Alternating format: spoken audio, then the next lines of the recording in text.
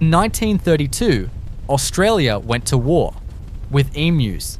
Thousands of emus were destroying farmland across Western Australia.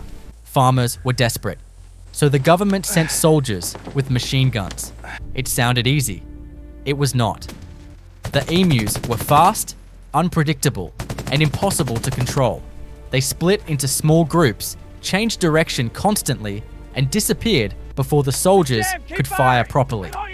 The guns jammed, the trucks struggled, the birds kept running. Australia fired thousands of rounds and still failed to stop them.